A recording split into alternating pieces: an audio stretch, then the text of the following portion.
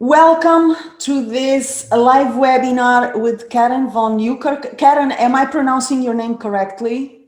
Yeah, more or less. Nieuwkerk, but Nieuwkerk. I details. say Nieuwkerk. Nieuwkerk.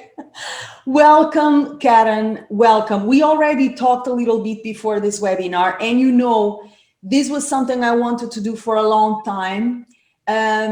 Your books have been on my top recommended books for everyone remotely interested in Egyptian dance, music, and culture for at least 20 years, since I read A Trade Like Any Other, and then Manhood is Not Easy. Actually, I think I gave the A Trade Like Any Other to someone because I couldn't find my copy.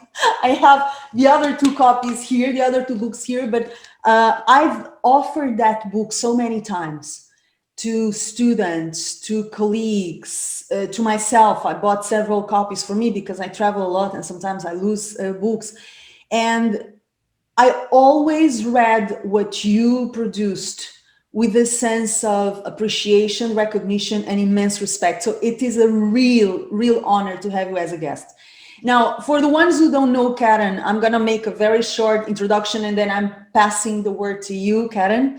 Karin is an anthropologist, a researcher, an author, a professor, and for some reason that we're going to discover today, she was daring enough to touch on subjects that usually academics don't touch. And that is not only Egyptian dance, it's also religion, Islam in this case, and the relationship between Islam and the arts, and even the concept of manhood. I have to tell you, I fell in love with this one. I thought A Trade Like Any Other would always be my favorite book on the subject. And of course, this is not about dance specifically, but it's about the trade. It's about the trade of music and indirectly dance in Egypt from the eyes of a male musician, Said Henkesh. So I thought I could not love it more than A Trade Like Any Other, but I do. And yeah, and I will tell you why. Well, now I would like you to introduce yourself in your own words to our audience. How do you see yourself and how did you fall in love with Egypt? Let's start there. Okay, well, I think you gave already a very nice introduction. So, yes, I'm an anthropologist. I'm very passionate about doing research. I've done several studies, particularly in Egypt. How it came about that it was Egypt is, well, like more of a coincidence that as a student, I was asking to choose my area of specialization within anthropology. And I was doubting between Southeast Asia and the Middle East. And then I was lucky to have a study trip to Egypt, not only once, but even twice. And then I fell in love with Egypt. I met so many nice people, like they say in Egypt, when you drink from the Nile, you keep on returning. Well, that's more or less what happened to me as well. And then actually, it was particularly my master research, which I did in Egypt in 1983 already, very long time ago. And then I was living in the Medinat Talibat, the student campus of the Cairo University. And there I met so many students, female students. So there's separate housing for the female students. And I made so many friends there. Every evening we were sitting together and chatting, which was also part of my research. And then in the long summer break, I was visiting all of the girls I met, all the students in their small towns and villages all over Egypt. That after that, it was very clear to me that if I would have the opportunity to do other researches, it should be Egypt. And one of my other passions has always been the position of women in the Middle East, and later on also connected to religion. So when I had the opportunity to do research again for my PhD, for me it was clear it should be about women and it should be in Egypt. You know what I'm curious about? And I don't know if you can put it into words. The moment someone falls in love with Egypt, as it's very obvious that you have fallen, why is that? What makes Egypt so magnetic, so engaging, so attractive, so irresistible? Because Egypt is not perfect. As you know, it's a country with so many contradictions and so many unbearable traits, if you ask me, but still it's the best, most fascinating country in the world. Why is that? I ask you this because I'm always curious. Even myself, I cannot define what made me fall in love with Egypt. Till today, I'm not sure what made me fall in love with it, what made me move there, what made me spend 10 years of my life living and performing there, what exactly pulled me there. But can you try to put it into words? Can you define in some way, even if not 100% accurate, what is it, as far as you can tell, that makes Well, it so irresistible? I agree that it's really hard to put it into words what it is exactly, but it's this kind of very nice mixture of chaos, um, and kind of easy way of dealing with all this chaos and finding your way and creativity and adapting to all kind of difficult circumstances. So it somehow was so intriguing, especially being Dutch and everything being so organized. Maybe that was part of the attraction as well. But Yeah. also the smooth way of dealing with it. If you look at Uh-huh. the traffic, it's chaos, but the way people drive and kind of also accommodating to the crowded streets and letting people pass. I mean, it's like a metaphor of how they deal with chaos, difficulties, and still a kind of smooth way of handling the difficulties, but also the dealing with the people. So also the way they deal with people, with the lightheartedness of people, the humor, the sense of humor people have. I was always amazed, again, observation from the traffic, when you were in a cab and people were always talking to each other. And then in the end, I thought, well, then maybe they are friends or I don't know. And then they left the cab and they paid. Oh, they were not friends, just a customer. So this whole way of dealing with people and a kind of easiness in dealing with people, together with a certain chaos, making people creative. Even if there are rules, they always know how to circumvent certain rules. I mean, I can name many, many examples, but indeed it's difficult really to put it in words what it is exactly what attracted me. But I remember when I returned after staying for 7 months in Cairo, then I was in the plane above Cairo, seeing all the streets and the lights, and I realized, oh, there's a wedding going on. Oh, and I felt so at home, wanting to be part of that life. Yeah, it's fascination. Yeah. From an anthropologist's point of view, I think Egypt is a dream come true. I mean, I'm not an anthropologist, I'm a professional dancer, but as a professional dancer who went to Egypt also to recover the essence of the dance and to really understand what is this and what does it mean and why people do it and why they do it the way they do it and why they see it and they treat it the way they see it. I was always very curious. And for me, Egypt is, above all, a great school, aside from a highly stimulating place. I always felt like I was high, every day. There was never a dull moment. So if you're someone who is intellectually thirsty, and if you like to learn, and if you like to be challenged, and if you like to be stimulated on a daily basis and shocked also, Hmm. Egypt is like, it's perfect. You're gonna have a blast because you're never gonna stay calm. I mean, every day when you go out in the street, you never know what's gonna happen. You never know what you're gonna learn. There is always a surprise. There is always a contradiction. There is always some beauty mixed with ugliness. There is always things you really don't understand. There are values different from European, Western values that really can trigger us and make us question what is right, what is wrong. You know, Yes. concepts of right and wrong, the most basic human concepts. So Egypt, it's like a huge school, and I can only imagine the blast you had, because the first time you went to Egypt was when, in the 80s, 90s?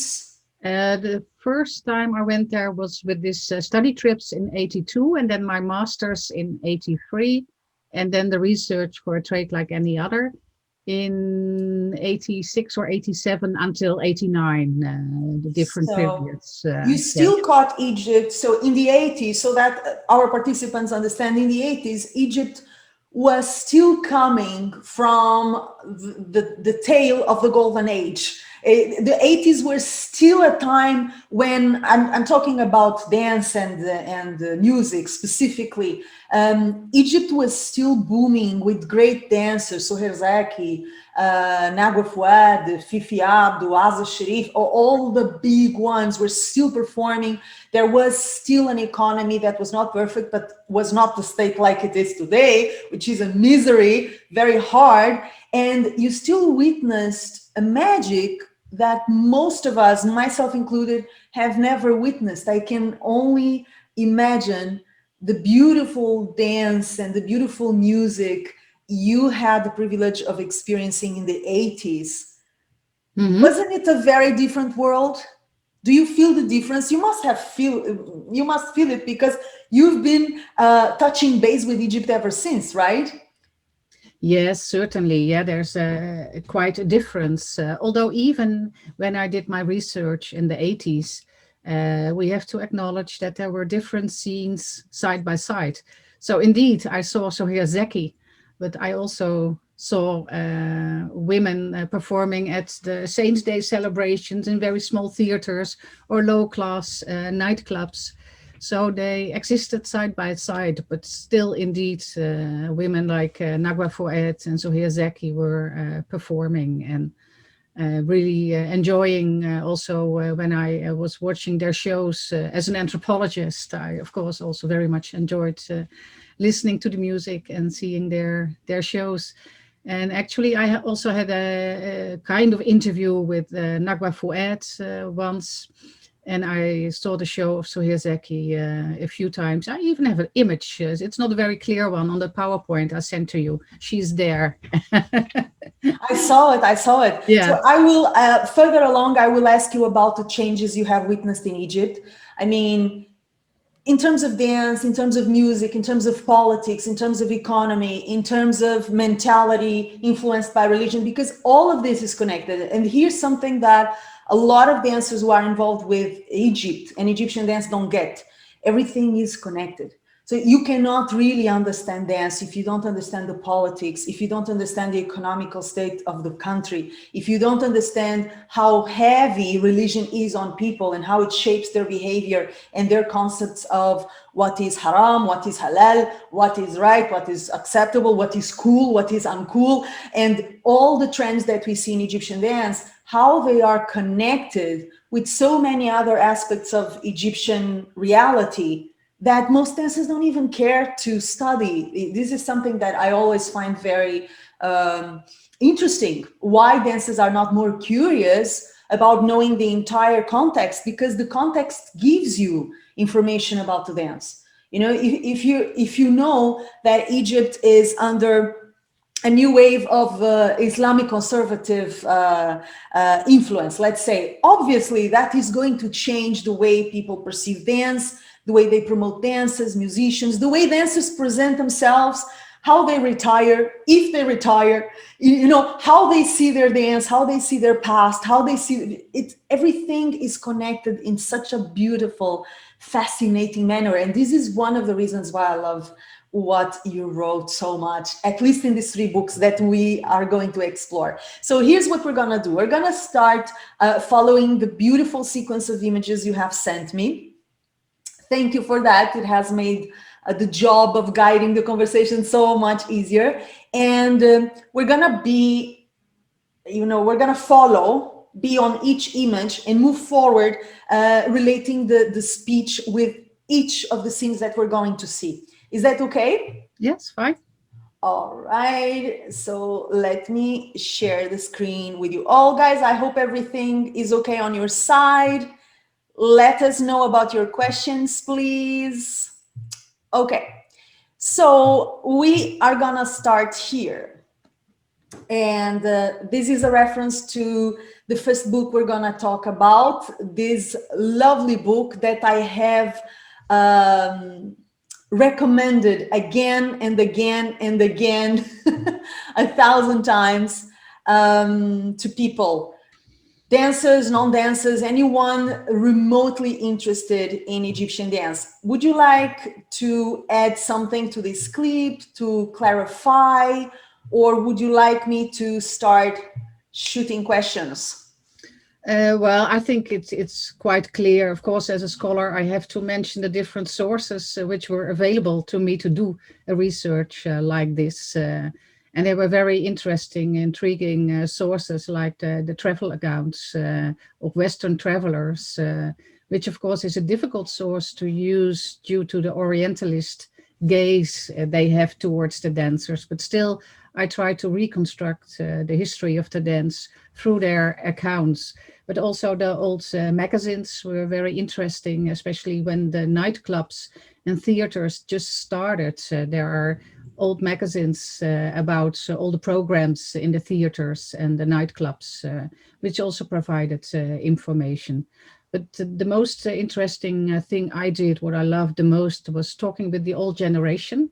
So that's the oral history, and I was able to trace more or less through oral history, the history of the trade from the 40s, 50s until I did the field work in the 90s. And then I have some slides later on, some images of the different scenes, because it's a huge difference when we're talking about popular weddings or Saints' Day celebrations. So whether we're talking about the nightclubs or more the scene of art. And for those who have not read the book, I could say that generally in tracing the history of singing and dancing, we can see two developments. And one is that there is a general loss of status of the entertainers, of the singers and the dancers. But there's also another interesting development, which I call professionalization. And that's the development of art institutes, folklore, the National Troupe for Folklore, the Breda Troupe for Folklore. So there are two different developments going on, loss of status, but also development of music institutes and theaters and orchestras, the professionalization. Let's go a little bit before. One of the things that you write so eloquently about in this book is the difference between the Hawezi and the Awelem. So, and this is a subject that is not well explored, it is not well documented, not enough. And I think it's important to understand because it marks the transition between an Egyptian dance and an Egyptian music that that was not 100% professionalized to what we call the modern music and the modern Egyptian dance. So in this book, you cover the past, but also that transition. And my question to you is, what did you find most interesting about this world of the Hawezi and the Awelem? Was there anything that surprised you in that part of the history?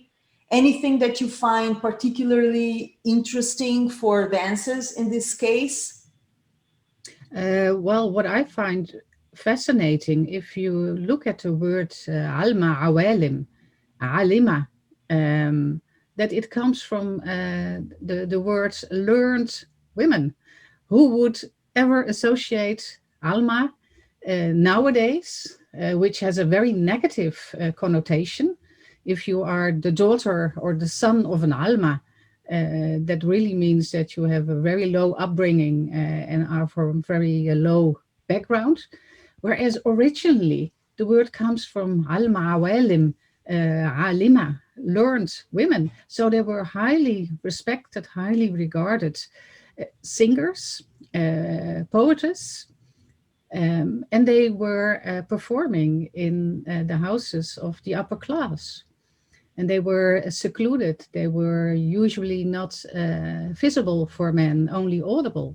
So this is, of course, a very fascinating, and also I agree, lots of research needs to be done still. But how this change has come about from being a learned person, highly respected, to the negative connotation nowadays is, of course, very, very intriguing and interesting to study. That's what fascinates me the most, I think. Even worse with the Hawazi, right? Because the Hawazi were public dances. And here's where religion starts to play a role, because in a society like Egypt, of course, Egypt was not always Islamic. And this is another thing people don't get, is like when you study Egypt, you're studying one of the oldest civilizations in the world. And way before Islam was invented or created or revealed or whatever you like to believe, Egypt already existed, and Egypt already had its own spiritual tradition or traditions. So Islam is not the same as Egypt, and Egypt doesn't equal Islam. But here, you already can feel the big difference that religion can make in the way we respect dancers, because the Hawazi were not so respected as the Awalem for several reasons. And one of them was that the Hawazi would perform in public in front of men, and the Awalem were in the segregated areas prescribed for women. So in the harem, inside women's quarters, playing only for women. Even musicians, if they were male, they will be blindfolded so that they would not be induced in haram by watching women dance and the attending women. And this is very interesting. I think in this difference between the Awalem and the Hawazi, how religion and mentality start to shape the way people see dancers, even if they do exactly the same. Imagine, right? I mean, because in terms of dance, we can only suppose what Hawazi were doing. There are still Hawazi in Egypt, by the way, and we can still see a little bit of their style of movement with Sagat, without Sagat. But I don't think they were doing very different dance, right? The Awalem knew how to play instruments, and they recited poetry, and they were also musicians. But in terms of dance, why do you think, aside from the religious thing, distinguished them? And why do you think Hawazi, in relation to the Awalem, were so much more disrespected and disregarded? What do you think? Well, I must say that I'm not totally sure whether the Awalem in this initial periods, as far as we can reconstruct, were very often also dancers. And if they were dancers, they would probably have only danced for women. So they were not for the public gaze. So the problem is not in dancing. Even nowadays, if you go to a wedding and women dance among themselves, it's not a problem at all. It's not any way related to indecency or lack of respect. So it is dancing in front of men, which becomes a problem. And that's what the Rawezi did. They were dancing in public, in the marketplace. Whereas the Awalem, even if I'm not sure they were dancing, but if they would have danced, it would have been in front of women. And there is not really a problem in dancing in front of women.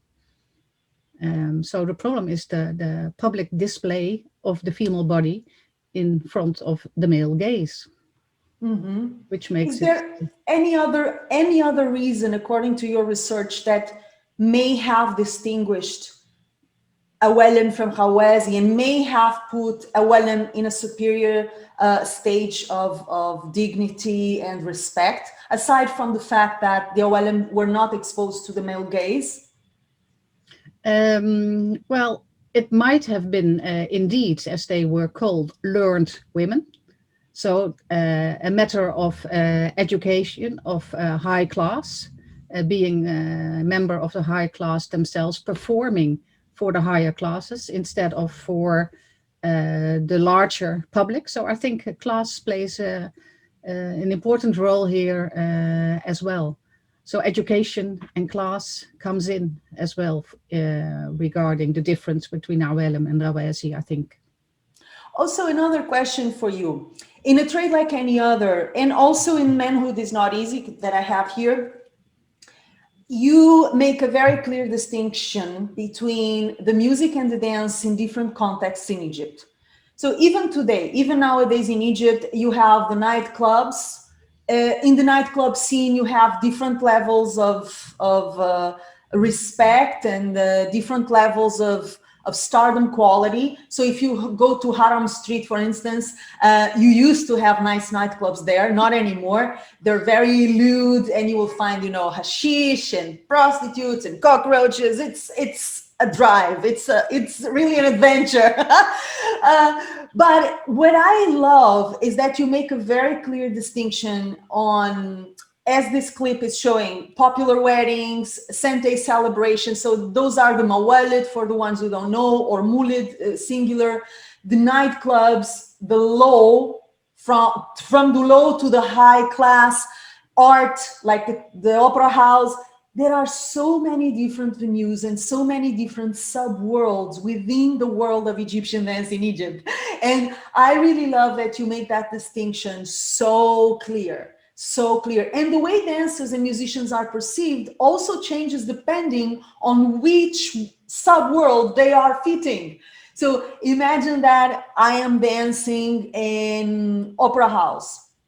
I may be doing the exact same thing, but I'm more valued, more respected than if I am dancing in a boat or in a good nightclub, just because the context changes so much. Why do you think the context is so important in the way people value dancers and musicians, if sometimes they're doing exactly the same? I mean, I've been to Mawalid, which, as you know, are not artistically respected in Egypt. They're not considered, no bona fide dancer will go perform in the Mawalid. I mean, I never did. I was performing in Cairo for almost 10 years. And it never crossed my mind to perform in the Mawalid. I would go, guys, are you crazy? Never. But I would go there for my own research. And I would hear the best musicians. Actually, when I moved to Cairo and I started to gather, to build my show, I collected musicians from Haram Street, from the worst nightclubs you can imagine. I mean, awful places where you find the best musicians. And it's mind-blowing, because quality is not always in the places where you would expect it to be. You can find a lot of corruption, a lot of prostitution in 5-star hotels. And people will think, oh, no, great dancer, star at Samiramis. Oh, yeah, if you really knew what's going on, you wouldn't call her a great star. And on another level, you can go to a wedding in Shobra or Said al-Zanab or any other poor neighborhood, and you see actually interesting dancers sometimes and very nice musicians. Yes. Why is context so important, and why is it such a strong way of classifying dancers and classifying musicians? What do you think? Well, what comes to my mind is also from the perspective of the dancers themselves, whom I interviewed in the 90s, that they would never perform in the other context. So, for instance, the dancers from Muhammad Ali Street, so the popular dancers working at popular weddings, they would never dance in a nightclub. Because for them, this was indeed the scene of corruption, of prostitution, this whole image, which used to be true, but not necessarily always the case nowadays. This history of the nightclubs in which you had to sit and drink with customers, the fat, so that you had to open bottles of wine and whiskey, make them consume a lot because that was the most important earnings for the nightclub owner, but also for the dancer. So this whole image, which is also quite often portrayed in old films, also makes that people have this image about nightclubs, even if they are sometimes artistically very, very high level, but this image of nightclubs and prostitution and drinking and corruption is very strong, that also the Muhammad Ali street dancers were very fearful to work in nightclubs. Whereas on the other hand, Muhammad Ali street entertainment and the weddings, and they particularly perform for the lower class, the lower middle class. Middle class dancers with an education, maybe having done some lessons with Breda or folklore or whatever, so they feel they are more professional. They will not work at a low class wedding. So it's a matter of class. It's a matter of history of the different scenes, whether it's more the popular entertainment and the nightclubs. The popular entertainment is usually perceived as a context for weddings and bringing out the joy of people who are going to marry together, and it's a family gathering.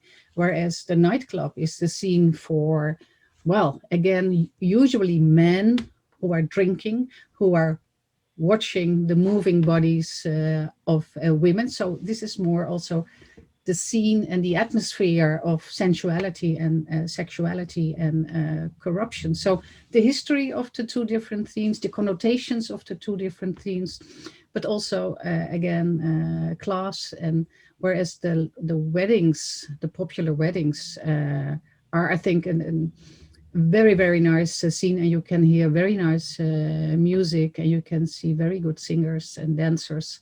They are still perceived as low class. Yes. As a dancer and even as a musician, you have to position yourself. I think this has always been the case, but it's still the case. You have to position yourself. Like if you accept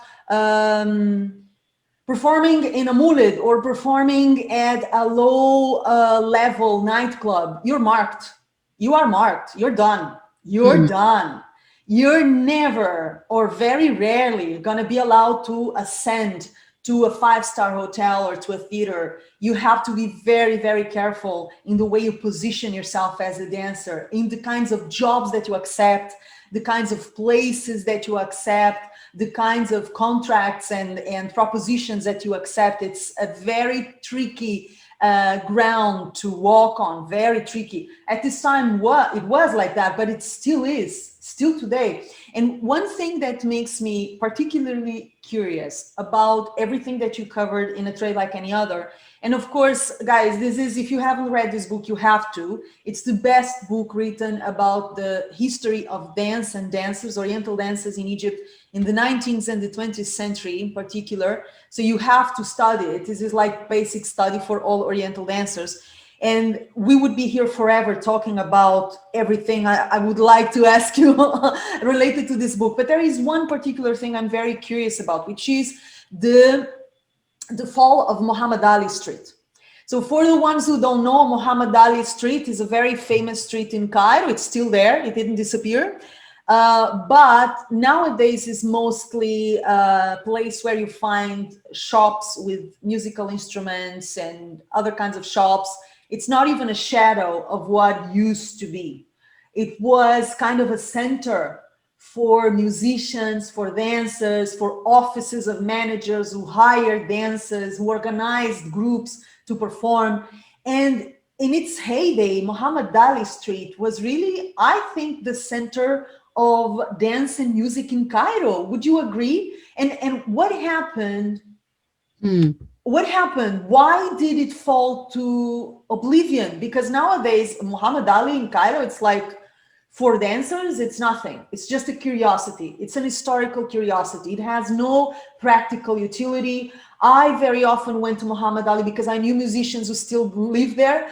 And I would finish my shows and I would stay up late listening to jam sessions of musicians who gather and play. And I just loved it because they would play whatever I wanted. So I would ask them to play Kulthum and Abdul Wahab and Abdul Halim. And I was just listening and loving. That was the reason why I went to Muhammad Ali. But in its heyday, this was the center of everything. What happened? Wow, it's a big question. That happened a lot, but indeed, it's a shadow. I think there's still two music shops, and one of them is Said Henkish, the family Henkish Yeah. shop, but it's closed also now. So it's not there anymore. It's not opened. And I think there's another shop, and most of them is furniture nowadays, Yeah. whereas it used to be the place where the performers were living, where they gathered to go to all the weddings in Cairo, several neighborhoods, and also outside Cairo. So there's a place, Ard Sharif, in the middle of Muhammad Ali Street, where it was always very, very busy on Thursday when there were many, many weddings on Thursday. So they gathered there in this place. There were many coffee shops where the musicians were sitting and indeed waiting for work, waiting for customers. And well, what I think what happened, generally speaking, is that there was a period in which the weddings, especially during the period of Sadat in the 70s, with the infitah, the opening of Egypt to the West and Western import, there was a huge economic boom going on. And this kind of attracted, so there were many more people doing trade and export, having money, organizing their weddings on a grand scale, organizing other parties. So the business was booming at the time in the 70s. And then many people entered the trade, whereas before it was in this kind of monopoly of certain families in Muhammad Ali Street, and they worked with their sons and their daughters and with their fathers and their mothers, and they more or less monopolized. Karen, by the way, sorry to interrupt you. Said Henkish talks about that, right? So in this book, he talks about that, not with joy, not with joy, in the sense that the traditional families from Muhammad Ali, like the Henkish family, they didn't see that opening of the market with good eyes for different reasons. Not only because they lost jobs, they lost work, but also because you had a lot of people who was not from the trade, being basically smart asses trying to make a buck. And on the way, I believe there must have been a loss of the soul, right? Because when you have people who are not musicians, who are not involved with dance and music, managing it, it's not going to end well. It's not going to, I don't see how that can work. Do you think that's the reason why Muhammad Ali Street went down the hill? Well, it became a business, a model to earn money, and not through bringing joy or bringing art, but just a way to earn money. And also the respect that at least the entertainers themselves felt that they received from the people at whose wedding they were performing. They don't felt the respect anymore. And they also, for that reason, left their children out of the trade. So indeed, they were all outsiders, and they call the trade often an inn without a doorkeeper. Anyone can enter. Anyone can try to arrange a wedding and to hire some girls to dance and to sing a little bit. So it really was a decline of the trade itself, the respect of the trade. And well, for that reason, I think they left. They didn't want their children to enter the trade anymore, and that meant, of course, also a loss and a decline of the street as a whole. So actually, there was a famous coffee shop called the Tigara in Muhammad Ali, where musicians would, as you mentioned, they would sit. This is a tradition. A lot of dancers don't know about that. In Cairo, still today, there are coffee shops where musicians wait for work after work. Let's say my musicians, after they worked with me, they would go to the Tigara in Haram Street. So not the Muhammad Ali one, which is closed for a long time, but the one in Haram Street. and they would stay until 4, 5, 6, 7 o'clock in the morning, waiting for someone to hire them for an extra gig. And in these coffee shops, traditionally, as it was seen in Muhammad Ali, musicians would often jam. They would often play for each other for fun while they were waiting for an occasional gig. And I can only imagine how that was, because I know how it feels to be in that atmosphere. And in its heyday, it must have been really, really, really beautiful to see that in Muhammad Ali Street with all that energy and all that movement and all that focus in the arts in that street. I can only imagine it must have been such an exciting time. Yes, it was. Although the jam sessions, I didn't see that so often, I must say. They were waiting for work. And another element I didn't mention is technology. What happened later on after my research was that the computer and the DG. First I have to tell that first there was this opening and the business was booming and many people entering, but thereafter there was an economic recession. And people didn't have money anymore to pay for many musicians and dancers and acts in the streets and the processions and things like that. So this economic problem became immense in the late 80s and the 90s. And then you had the development of the computer and the DG, which was DG, they call it, DJ. So it was much cheaper to have a computer or a DJ making music on the computer and all people dancing, then, well, maybe $100 and it's done. So the economic recession in the end was also a very important element in combination with technology for the decline of Muhammad Ali Street and the liveliness of it. We're still talking about Anwar Sadat, right? We're still talking about the time of Anwar Sadat before Hosni Mubarak. Anwar Sadat was the time of the opening. And then later on, Mubarak, you had economic recession. So then that's really the 90s.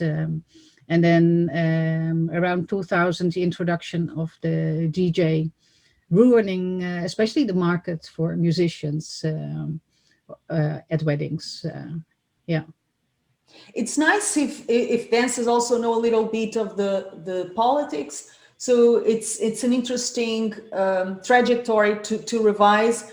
We have Egypt of King Farouk, an ally from the English, and that's when Egypt has not taken its identity into its hands. Then we have Abdel Nasser and the golden age of Egyptian dance. We have for the first time an Egyptian president since the pharaohs taking Egyptian culture and identity into its hands and a sense of nationalistic pride rising. Then we have Anwar Sadat, then we have Hosni Mubarak. So guys, this is just a quick note for dancers. It's interesting if you make a little bit of political research, because as Karin was commenting, each time, each president marks a different period and different conditions for the development of dance and music. This is just a side note. And the more you know about that, the more you understand why dance has become the way it has become, why it has transformed, why music has changed, why people are not investing in dances and in weddings. As Karin was commenting, you know that suddenly there is an economical recession. Of course, that's going to change the face of the dance, because if there's no money, there is no money to pay good dancers and good musicians. And the good ones, they will not work for pennies. They will stop working altogether. And they will go to other trades, you know. So it's so important to be curious, you know. This is more of an open message than a comment to what you were saying, Karin. Okay, we're gonna move forward to the other clip, the next clip. This one is focused on the popular weddings. You have here a few notes that are guidelines for our talk. You have ambivalent status, code of conduct, individualization, loss of safety. Would you like to add something?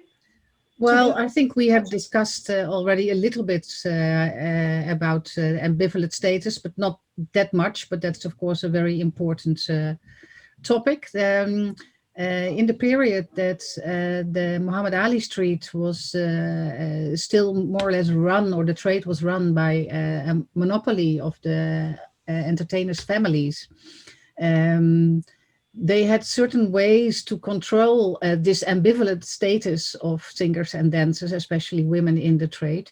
And that was by a code of conduct. So there were kind of rules and regulations how to deal with customers. Of course, you have to interact with the customers, but in certain ways and not in other ways. And if you transgressed those rules, you were not asked for the next wedding. So because it was a monopoly and there were families working together, the behavior at weddings, especially of the women, was kept under control. And you were not allowed to flirt with the customers and things like that. But of course, with the loss of the control and the monopoly of the Muhammad Ali Street and all the people coming in, there was a process of individualization, and you were just going with the highest bidder, and also the safety was lost because you were no longer working with your relatives. So that's more or less what happened. But there were certain ways to deal with this ambivalent status. At least for themselves, they felt they were respectable, that they were doing everything in the open. They were visible for all people. They could see that they were not going with the customers. They were controlled by their relatives. So that were also means to deal with this ambivalent status of the dancers. You mentioned it here, in Manhood is Not Easy, right? Said was managing dancers, he was managing singers and dancers, and you speak a lot about this conduct here through the words of Said Henkish. Yes. How the musicians who manage dancers established those codes of conduct and safety, and how they impose certain rules that would assure not only the good functioning of a show, of a performance, but also their good name. Because the honor of women is so connected with the honor of men, you know, even if they're not their husbands or brothers or sons. It's very curious. And as a dancer who worked in Cairo for a long time, and I see a very interesting thing here, because for me, it was the other way around. I was the leader of my pack, so I established the rules. But when we're talking about these popular weddings of lower status dancers who are hired by the musicians, it's the opposite. Mm-hmm. They are not the leaders in their pack. So they have to abide by the rules musicians, the ones that hire them, make for them. And when I was reading this one, I already told you I really love this one so much. I don't know, I don't even know why. I loved it more than a trade like any other. And I was perhaps living through your words and the words of Said Henkish. I was reliving a lot of situations that I experienced in my own skin, you know. But the thing is, it's so curious how it makes a difference who hires whom. So when the musicians hire the dancer, they establish the rules. But when the dancer hires the musicians, she establishes the rules. And that's another old concept. The rules for the musicians as well. I do remember, you know, I had rules for my musicians. They had to behave, otherwise they would be fired. And that included, you know, performing on a professional level, being at rehearsals, but more. I'm also talking about, you know, no drugs, for instance, because there's a lot of problems with hashish and all sorts of weird things. That includes speaking nicely to the staff, speaking nicely to people. That includes speaking nicely to me, you know? So there were a lot of codes and rules that I established because I was the one hiring. So it's very interesting to see how money talks. The one who pays is the one who makes the rules, even in a country that is so religious and so prude in so many ways, right? Yes, yes. Yes, I find it also very interesting to see how it's not only about the women's respectability, that they are behaving in a good and respectable way, but this expressions I had used quite often. Well, you don't think I'm a pimp. I mean, Ah, taban, of yeah, yeah. course. So Yeah, that was really also his own honor, very much depending on the way he could make the girls behave. So yeah, that was really interesting to see it, because before absolutely. I had heard it from the other side that all those rules were so important for women themselves in order to keep their respectability in the eyes of others. But here you hear the other side of the story, that it was also very important for the men who hired the women, that their reputation was kept high. Yeah. Absolutely, because it's connected with what you explored here, the concept of manhood, which in Egyptian they call rugula, rugula yani from ragel, the man.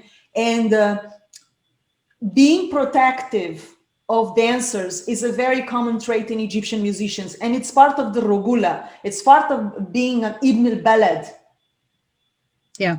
someone strong and honorable and with a good name, so it is very interesting how I'm sure there are exceptions, there are always exceptions, but the majority of musicians that I met, even musicians who didn't work personally with me, from Muhammad Ali, for instance, they were always very protective of the dancers, and they were always in awe of the dancers who respected themselves, especially when they worked with them, because then they would be associated and they didn't want to be seen as a pimp, as you say, like ars. You say it's a very bad word, guys. It's pimp, they didn't want to be associated with anything like that. So it is a two-way relationship. You protect my honor, I protect your honor, and we protect each other. And also a kind of paternalistic attitude that I think music, and it's a double-edged kind of attitude, because it speaks about care, it speaks about protection, but it also speaks about ownership, and it presumes that women are fragile and unable to protect themselves. I remember on some occasions, not often, when in weddings mostly, when guests invaded the stage and things got a little bit out of control, my musicians would literally drop their instruments, come and get me in their arms and take me away into safety. I find it hilarious. I say, guys, what are you doing? I'm an adult. I don't need you to rescue me, It's very funny. At the same time, endearing, because they didn't want anyone to touch me or to hurt me in any way or to say something that was not respectful. So they were so protective and so paternalistic, right? It's this image of also defenseless, the woman, is a Yeah. defenseless creature, and they are there to guard your honor and to protect you. Yeah, It I is had exactly the same experience as being on stage, and then there were fighting and knives, and then I was carried away to the house. Yeah, but it's also nice. it is, right? Yeah, there is, a side of a woman. I can only speak for myself, of course, and this is perhaps even a personal thing, that likes being taken care of like that. But then, of course, there is another side that says, I'm a grown-up woman. What are they doing? What are you doing? You're taking me away. Why? I mean, I can defend myself, for God's sake. But there is a nice side to it. There is a very, very nice side to it. And I must add that the experience I had with musicians in Egypt was 99.9% of the time absolute heaven. I adored my musicians. I adored the musicians I met, even the ones who were not from my orchestra. I learned a lot from musicians. I got a lot of respect from musicians, and it is just a world, of beauty and other things also. We're talking about a world of men who practically don't sleep, who smoke a lot, who sometimes drink. Anyway, it is a dark and light world. But in terms of art and in terms of soulfulness, it's the most beautiful, most fascinating world I've ever participated in. It's really something that I actually miss a lot. And it's something you only find in Egypt. Yeah, because before I started working in Cairo, I was performing in Lebanon, in Beirut, very professional orchestra, but they did not have the soul of Egyptian musicians. Mhm. They didn't. Sorry, they didn't. They were super professional. They were educated. They were coming from institutes. They were super everything, but they had no soul. And then in Egypt, some of the best musicians I had were uneducated. They didn't know how to read and write. And Mhm. they would give you music that would open your heart and see paradise. you know and it's just so unique to Egypt. It's so unique. Why is that? I don't know why. Why? Okay, we are gonna move forward, guys. I will try not to spend too much of Karen's time because we have so much to cover still. Now we're showing here a clip of the Mawalid. Would you like to add something to these images, Karen? Well, just to give an idea, because people might not know anything about the Saints' Day celebrations, to give an image about it. So there were small theaters. It's a very interesting mix of, because it's Saints' Day, so it's really religious. And then you have this mix of the sacred and the profane. It's not always allowed. There were years in which they didn't allow the theaters with the dancers to perform. But I saw several times that there was this nice mixture of religious and secular entertainment, very small theaters, and it is considered generally as very low class. Although Muhammad Ali street performers could perform on both of them. And rarely in nightclubs, as I mentioned already, but it was considered of a low artistic level. But it was really interesting also to visit the Saints' Day celebrations. So just to give you an overview of the different context of singing and dancing, as people might not be familiar with it. My favorite mulid is Sayyida Zainab's mulid. Okay. I absolutely love it. And I used to go with my musicians too. And it's very different, of course, as Karen is mentioning. The music is of a religious context, of a religious purpose.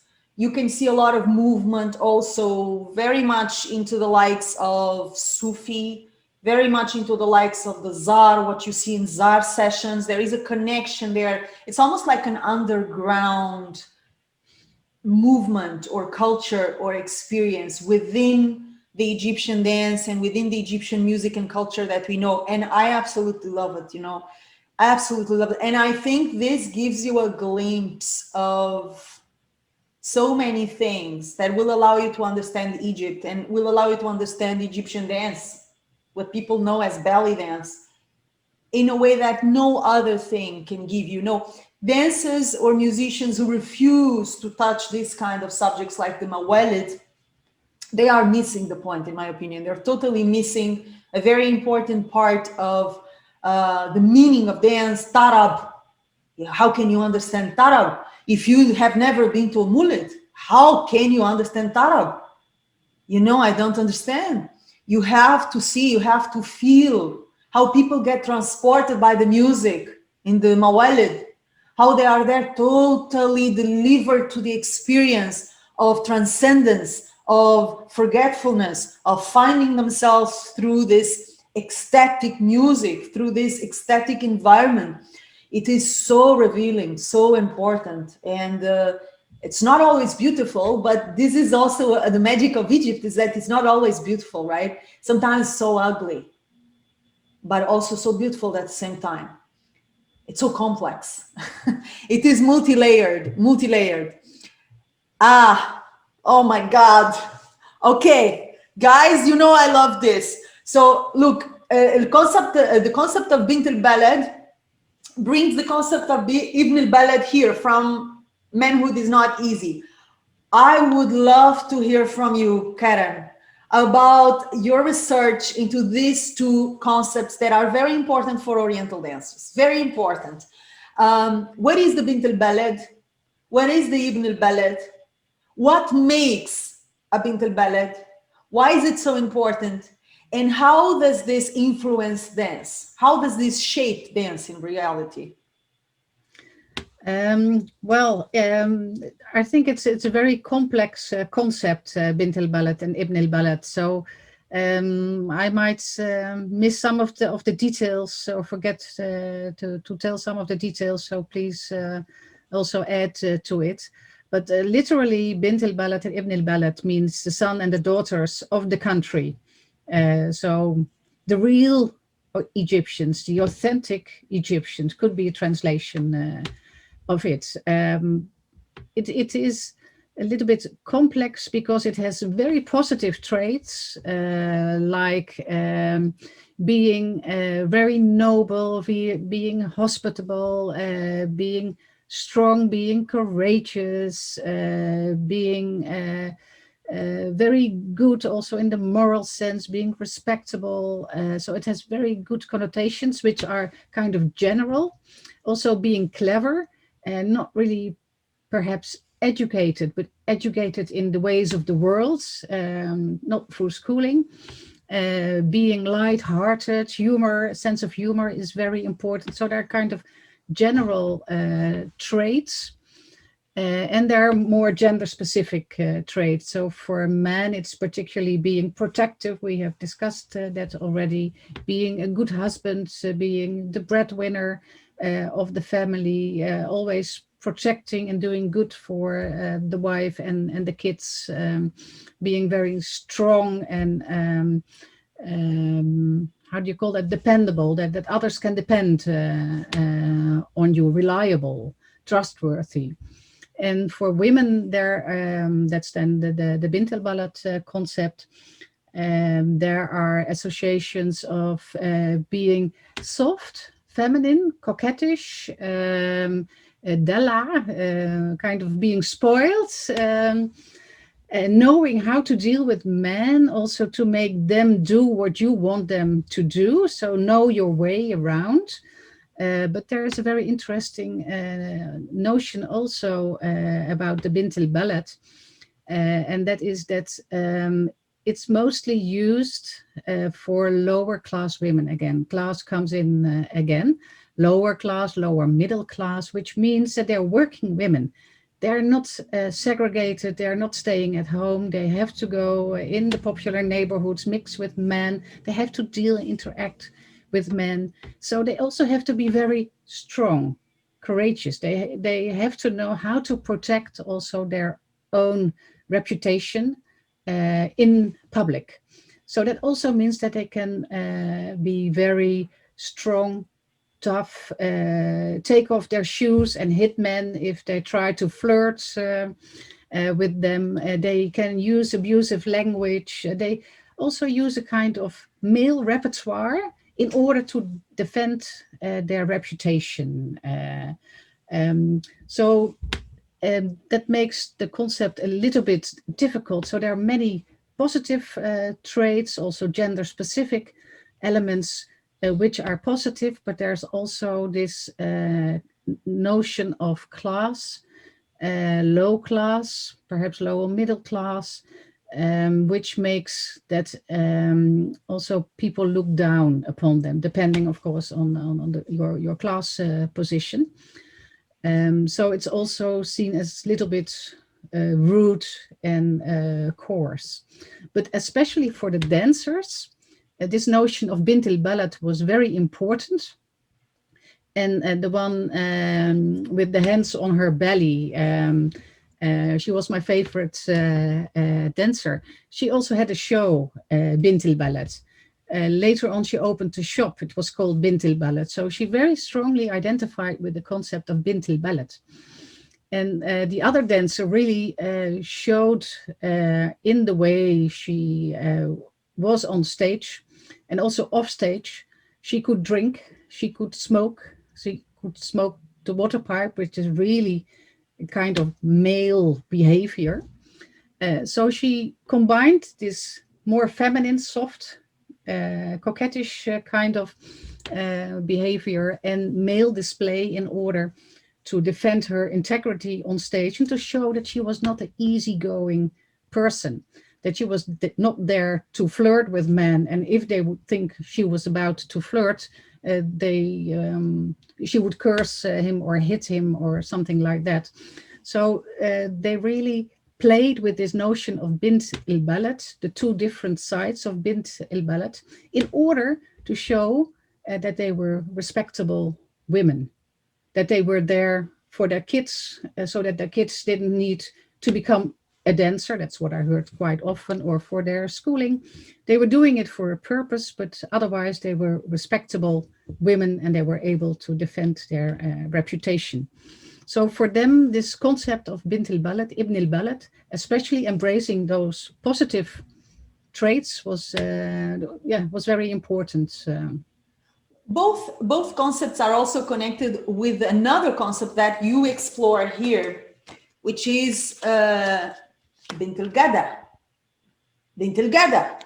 Bint il balad is also bint il gada. Yani gada is connected with strength. Someone gada is a strong woman. Yani anti gada, you are strong. Mm-hmm. So there is also here a connotation of strength of character. And I think a very interesting thing that you mentioned, although you may not have worded as I'm going to word it, in the bint il balad concept, we see a permission to be male and female at the same time. Yeah.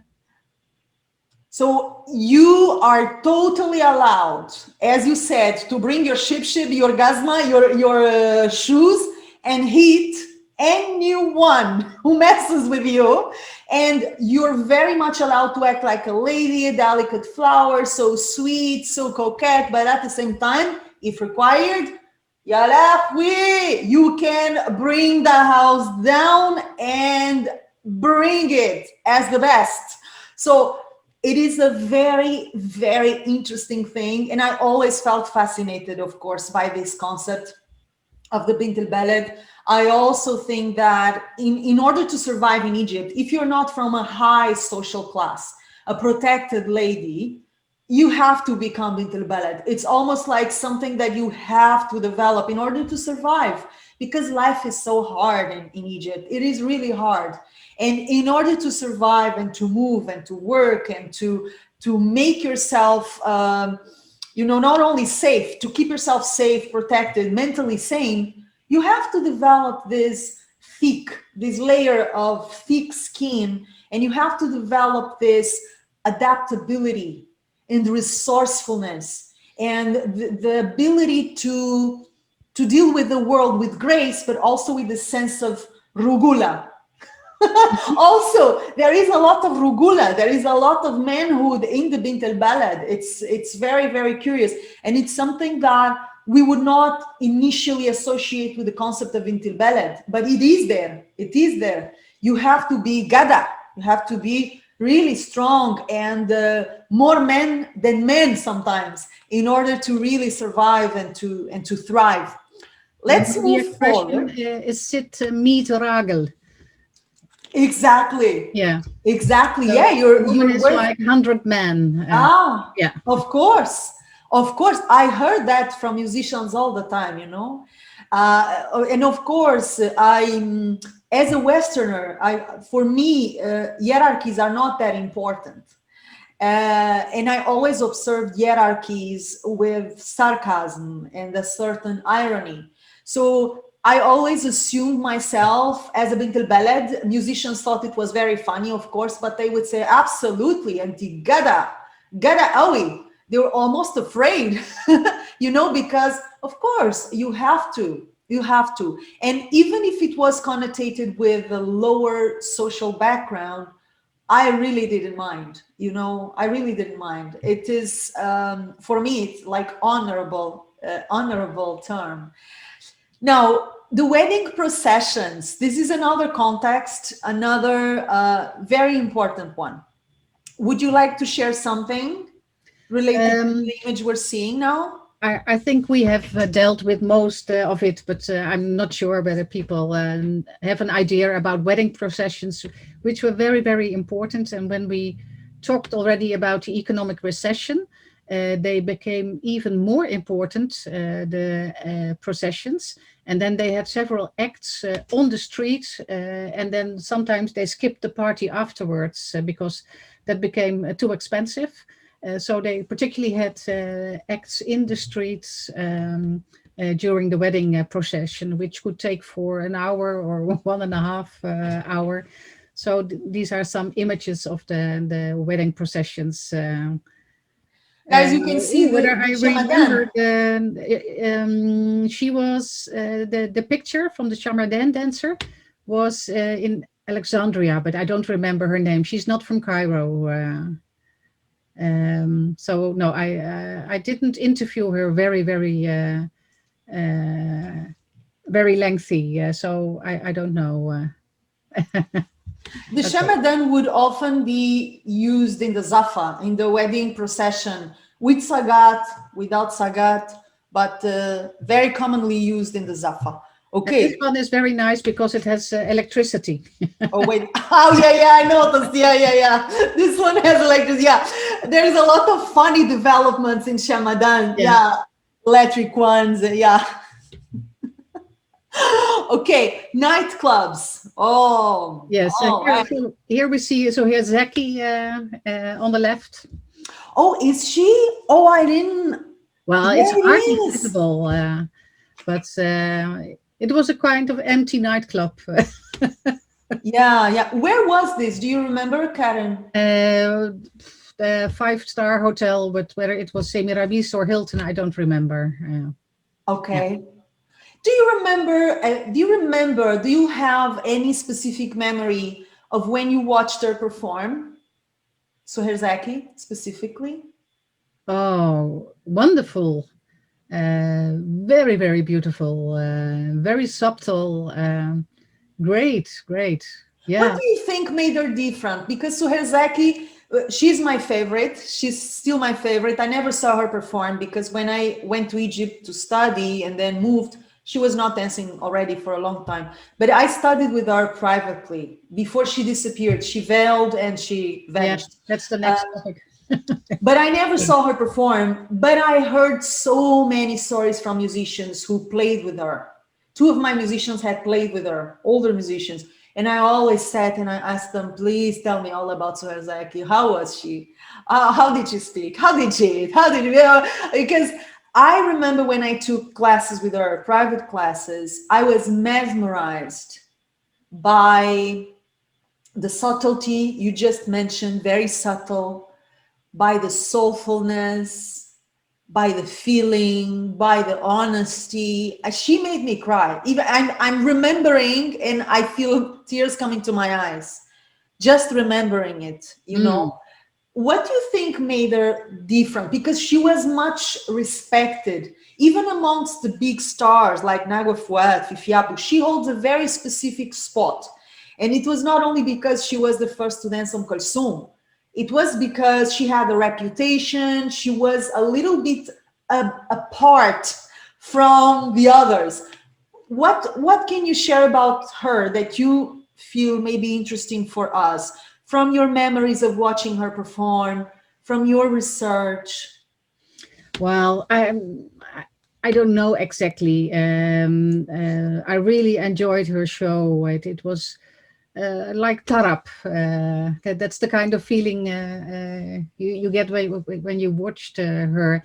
And indeed, very noticeable that not many dancers were talked about in a respectful way, but she was. So that was really kind of fascinating. But what exactly made that she was so much respected? I'm not totally sure. I think it's the way she danced, a very subtle kind of dance language she had. So very subtle, small, delicate movements. This idea really of dancing with feeling that she conveyed. Um, and this image somehow of respectability, which was there around her, but how she created this image, why it she had this image and others like Vivi Abdul didn't have it. I don't know exactly. So I didn't interview her. She wasn't that Yeah, accessible. I can tell you, she holds a very specific space, at least in the minds of musicians that I talked about. And in Cairo, I met all the musicians, the best ones, and I always talked about Sohezeki because I love her so much. And they were very clear. She was apart from everyone else. They talk about her like Fanana, a real artist and a respectable woman. So there is a double aspect to this issue, which is the way she dances, but also the way she behaves outside of the stage, which is something that Egyptian musicians are always watching. Yeah. So, Yeah. you know, every dancer who performs in Egypt professionally knows if you have your own orchestra, they're watching you all the time. And that means they will see if you are accepting dodgy propositions, if you are going out with men, if you have a steady boyfriend, if you have a husband, if you go home after the show. Rest assured, you are being watched. And this is something that builds reputation of the dancer. It's not only what you do on stage. So I'm not really sure what made her so respectful, but from the feedback I had from so many musicians I spoke with, she was really something that was considered a part. Still ra'asa, yani still a dancer. So respectability, when we talk about dancers in Egypt, is always relative. It's always relative. You never have 100% respectability, because even musicians, if they love you, they know you are an artist, they know you are respectful, they would not want you for a wife if you dance. No. Or yeah, so it's relative respectability. It's never full Yeah. respectability. As long as you dance, you don't have 100% respect. It's not gonna happen. So it is interesting also to think about how dancers behave on stage and outside of the stage shapes the way they are seen and they are respected, but never totally. Yeah. No, that's true. Yeah. Yeah. Never totally. I mean, you can be a nun, but if you are an Oriental dancer in Egypt, you will never be 100% respected. And if someone wants to marry you or have a relationship with you, the first thing, you will stop working immediately. I say, yeah, but I'm a dancer. No, you're not anymore. As far as I know, my wife is not a ra'asa. This is a reality, and it's so interesting. You know, actually, not this one. Still, Said Henkish talks about that. Yes. Oh my God. I hated him when I was reading this. Yeah, but it's true. I can understand. Yeah, I felt, oh, damn it, really? Of course. Yeah, I know. Because for the ones who did not read the book yet, Manhood is Not Easy, Karin interviewed Said Henkish from the Henkish family. Most dancers will know Hamis Henkish. They will not know Said. Said was playing accordion and other instruments, but mostly accordion. And he was coming from a family from Muhammad Ali, and then making the short story. When he gets to marry a dancer, he demands that she stops to work immediately. There is a scene that I found very funny, but also enraging, that you tell here in the book, that he meets his to-be wife on her way to a wedding, even before they get married, and he makes her go back home. No way you're gonna work. You're gonna be my wife. So yalla, albit, go home. Oh my God. Oh my God. It is what it is, guys. Do you think this will ever change? Ooh, it will take a long time, I think, in Egypt before that will change. He really had the feeling, I have to make really a statement now. Otherwise, she will continue dancing, and especially her family will make her keep on dancing and earning money. Whereas now I'm the man in the house, I'm the breadwinner. So this is again this idea of rugula, of manhood, Of course. Now, Yes. it's a double offense because she would be earning money for the home. That's an offense for him. Yani, again, pimp. Are you a pimp? Your woman is working. You should support the house. But not only she would be working and bringing the bread, bringing home the bacon, but she would be working as a ra'asa. Are you kidding me? Yeah. Nobody would respect him.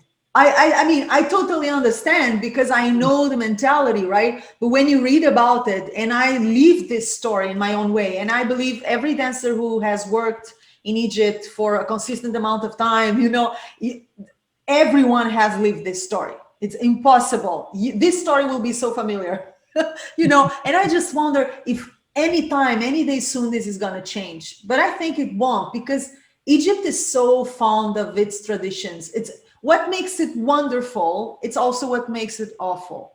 That people are so keen on keeping their traditions and their way of thinking, right? But it's really interesting that nowadays, among the higher classes, young women of the higher classes or the middle classes, educated, the young urban professionals, the yuppies, they are taking dance classes. But then it's flamenco, then it's hip hop, then it's whatever. So they love dancing and they take classes, not Oriental dance, but Western dances. So in a way, I think dancing by women is in certain circles now possible, but it has a different connotation, and it's for sports and hobby, and it's not as a profession. I think And as a it's not profession, Egyptian it's very dance. difficult. And it's not Egyptian dance. It's foreign dances, so it's kind of Yeah, cool. Yeah, yeah, it's cool.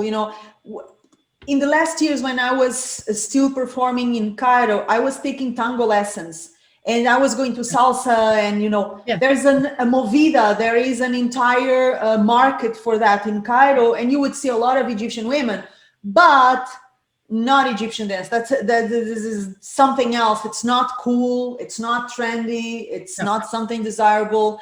And especially if you're going to make it as a professional, as a profession, it's like a no. I mean, no parent would want his daughter to become an Oriental dancer, a ra'asa, not in his right mind. No.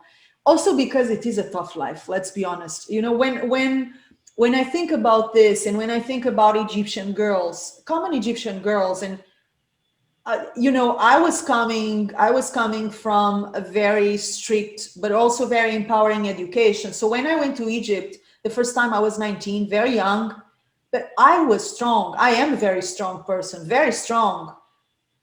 But you have to toughen up. I can only imagine Egyptian girls protected, very often spoiled, kept inside the house, thrown to the lions as Oriental dancers professionally. That's crazy. I don't know if I would want a daughter of mine in that conditions to be thrown into this market because I know the market, it's savage.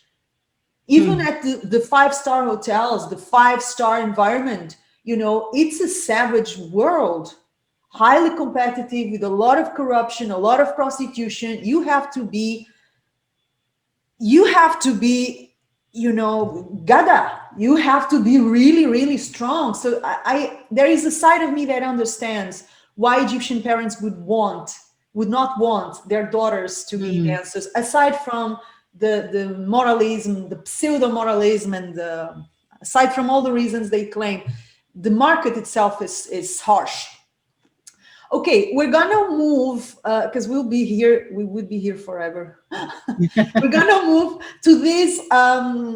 Actually, Karen, I'm going to confess, this was the last book I discovered from you. I don't know why it escaped my radar, because I read everything that has to be read remotely related to Egypt because it's part of my work. And this one was the last one I got from you. Then again, I loved it so much. And what I admired in it, first of all, was your guts. Why your guts, you may ask? Because, as you know, but many people may not know, approaching religion in Egypt is a daring thing. We were talking about that in our pre-webinar meeting, if you remember. I told you, oh my God, you were gutsy. who talked with you about this? Because every time I brought up the subject of religion in Egypt, even my most educated friends, doctors and bankers, they say, no, don't go there. Don't go there. We can talk about everything, not Islam.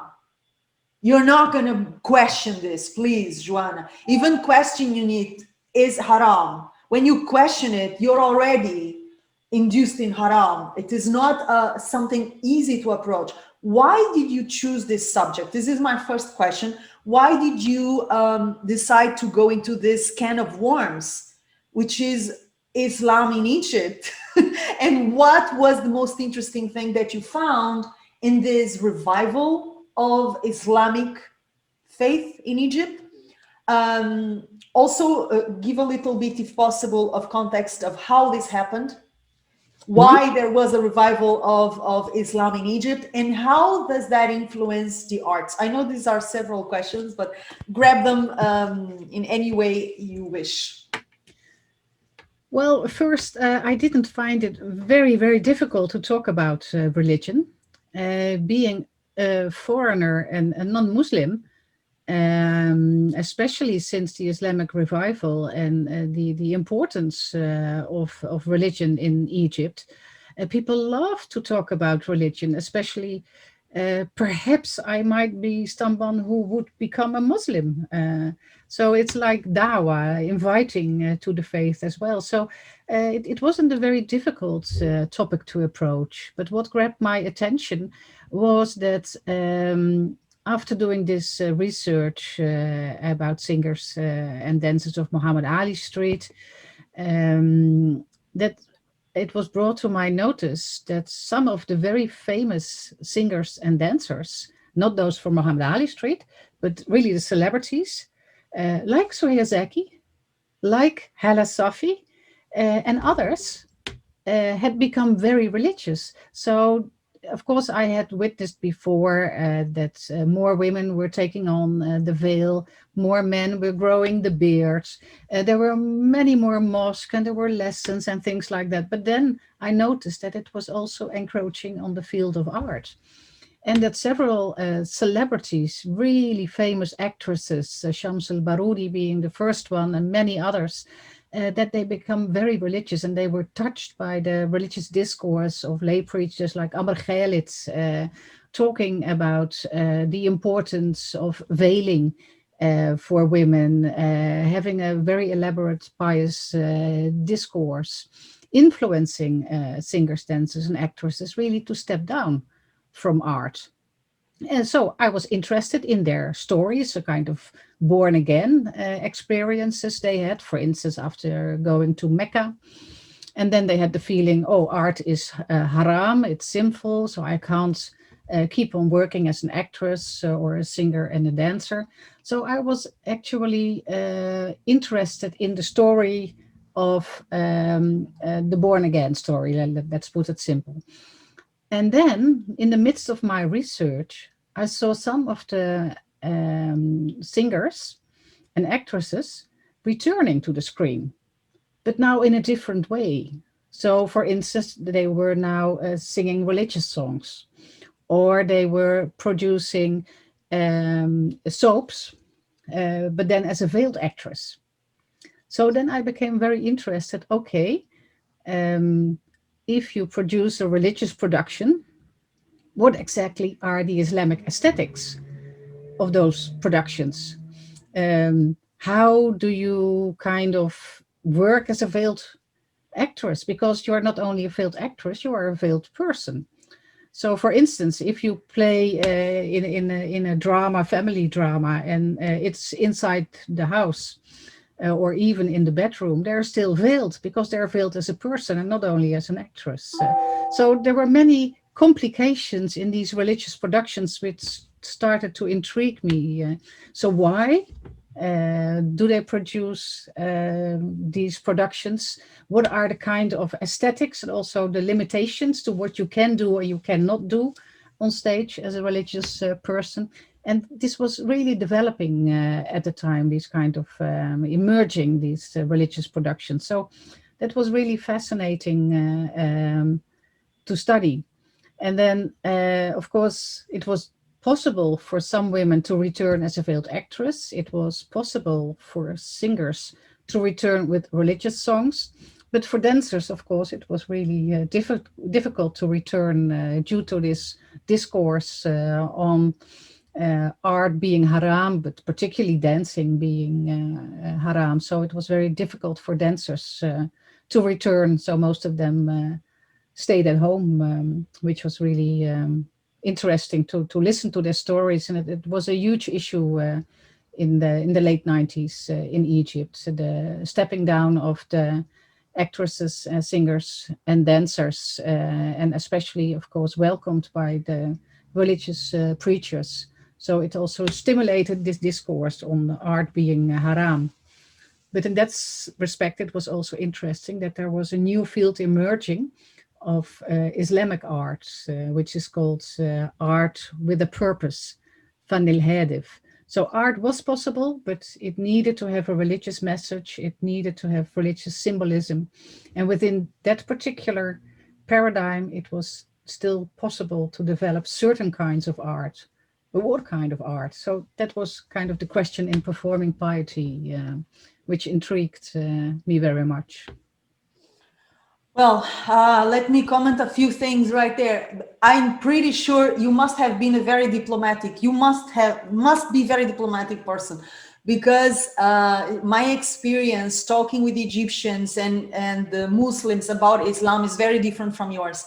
Of course, maybe my tone, as I was living in Egypt for such a long time and I was totally immersed in Egyptian reality 24/7, my tone was very often critic.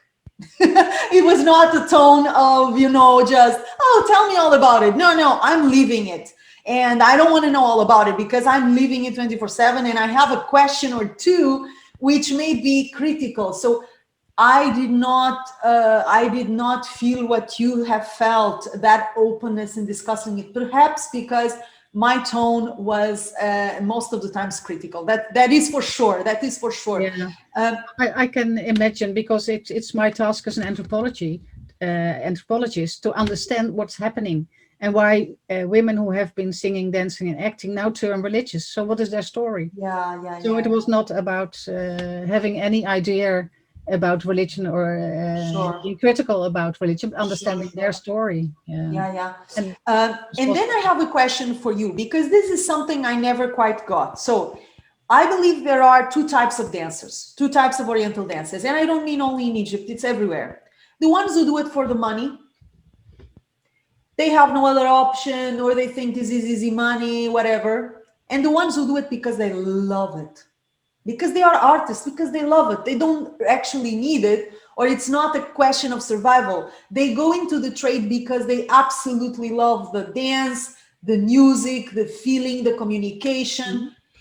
I am not surprised, or it's not difficult for me to understand why the first type of dancers, the ones who do it for money, would feel really bad about it and repent and veil themselves and consider this life of a raqasa was shameful, and I'm gonna go to Mecca, I'm gonna become Hagga, I'm going to purify myself and start my life as a pure Islamic soul from the start. I'm not surprised. But what about the ones who really love it? What about the dancers who were doing it, like Soher Zaki, for instance, who vowed? She vowed. She was one of those examples that you just gave. And I know for a fact, she was not doing it for the money. She loved it. Mm-hmm. She was an artist. She was an artist from the heart.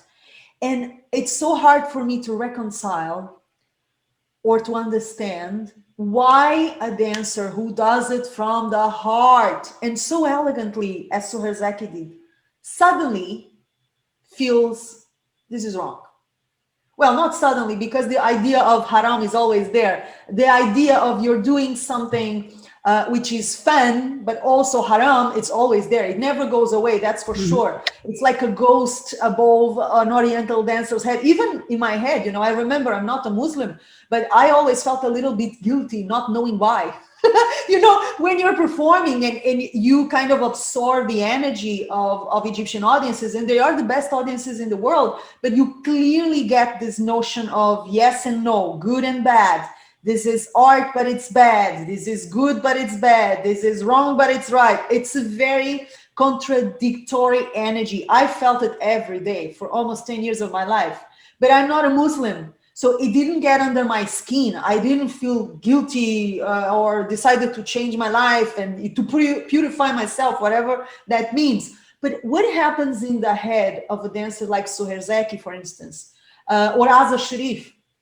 Asa Sharif, it happened the same. You know, I had funny stories with Asa Sharif because I didn't see her perform live, but I studied with her for a long time. She was teaching me at her home, and she went to see me perform. She was a really, really sweetheart.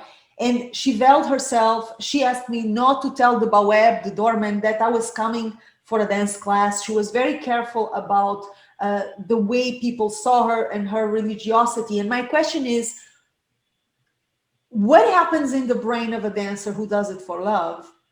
In the moment she says, you know what? Now I'm going to veil, I'm going to retire, and I'm going to consider everything I did before, all that art, all that beauty, haram. And I'm going to erase it and start from scratch. I never understood it. I never got it. I don't get it. Yeah. Can you share something? Well, of course, it's not one story, but I think we have to take this religious dimension very seriously. Like many other people, not specifically Muslims, can become very religious. They have certain experiences. For instance, like going to Mecca, they have very strong spiritual experiences. They have very bad things happening around themselves. I remember one of the singers telling me that her brother suddenly died. And she realized, which was a very strong discourse during this Islamic revival period, which is not as strong as before after the revolution, that you have to be prepared to meet your Lord at any time, because you can die in any moment. So this idea that maybe you somewhere felt that what you were doing as a singer or a dancer was not religiously really appropriate, but you liked it so much, etc. But somewhere there was a little voice maybe telling you, but religion-wise, it's not what I should do. And then you have a very strong religious experiences, or you have very heavy accidents happening in your life, which make you realize that you can die tomorrow. And what are you going to say to God to defend yourself that you were wasting your life with dancing instead of doing really good deeds, or doing charity or whatever. So that was a very, very strong discourse. And all the women I interviewed had this kind of specific experiences, being influenced by this discourse of the Islamic revival, being influenced by this discourse that art is haram and that you have to veil, and that veiling is very, very important for women, almost equally important as praying and fasting and all the other pillars of Islam. But quite often, it was really this sense of developing your pious self. So really motivation to become a religious person. And they also often said that this kind of little feeling of being uncomfortable with what I'm doing in my life, being a little bit stressed about it, that after making this decision to step down from art and to veil, I really felt a kind of calmness coming over me, really being really happy with the life as it is. And I also, in this research about the Muhammad Ali Street dancers, so the earlier research, I also met one or two women who really wanted to stop for religious reasons. And they even went to Mecca. But then, well, the circumstances forced them to return to dance because they didn't have any other income. So even then, this feeling of being uncomfortable by not fulfilling all religious obligations was there. So I think personal stories, a time in which this discourse was very strong, and we shouldn't underestimate really this religious feeling that developed in people wanting to please God, as they Sure, sure. usually call it. In that aspect, I have another question, which I'm not sure you'll be able to answer, because this is another multi-layered issue, which is what makes it haram? What brings that discomfort? Is it just the fact that you're exposing your body in front of an audience composed of men and women? Is it something else? Of course, the pressure, that uneasiness, that sense of uneasiness is something that, then again, I'm not Egyptian, but I felt it. You always felt it because of the energy in the air, that dissociation, that contradiction between Egyptians love the dance, but there is a side of them that tells them this is wrong. But we're watching it and we love it, but this is wrong. There is always this, almost like a devil and an angel speaking at the same time inside people's heads, and you can feel it. As a performer, I could feel it. I could almost hear it in people's minds. And of course, that's stressful. And that makes you feel uneasy and agitated. And you don't even know why. In the end, you don't even know why. Of course, the market, as I mentioned, is so harsh and it's dirty. It's a dirty market. Even at its highest level, honestly, it's a very dirty market. In order to walk in the mud without getting dirty, you have to be a jongleur. You have to be able to, it's a miracle, So there are aspects of that uneasiness that for me are very obvious, very easy to understand. But is there something else? Do you think, is there something else that makes Oriental dance such a forbidden thing, such an uneasy, uncomfortable thing in relation to religion, towards religion? Yeah, difficult question indeed. The most obvious thing is indeed the ambivalence. They are the most important at the most crucial events in people's lives. So they are really important. But then again, this kind of danger they feel regarding the dancer, fascination and a danger or fear towards the dancers. So indeed, that's difficult really to understand what is happening. And I think the most important fear people have is when it comes too close to the family, as you mentioned before. So it's really good to have a dancer at your wedding, but you shouldn't marry a dancer. It shouldn't be part of the family. And it's speculation. I think in addition to having this idea of the female body moving in front of an audience, especially a male audience. So this idea of a display of sexuality and sensuality. It's not only, I think, a religious aspect which comes in to say it's haram or whatever, but perhaps it's also the strength of this female body, which is moving, which is independent, which is moving as she pleases, which is not controlled. So I think part of it has also to do with this independent, uncontrolled, unrestrained, unrestricted moving body of women, which is not controlled by men. So it has to do with religion. Yes, it has to do with sexuality, with sensuality, but it's also about the strength of women and the weakness of men in face of an attractive female body. So I think it also has to do with power, which creates a lot of ambivalence around an independent woman moving her body as she pleases, to her own accord, and not depending on men. So I think there is also this power dimension and fear of strong, independent women. Absolutely. And I'm going to grab on that idea to add something that, then again, it is speculation, but it comes from my own experience and observation, which is the question of identity.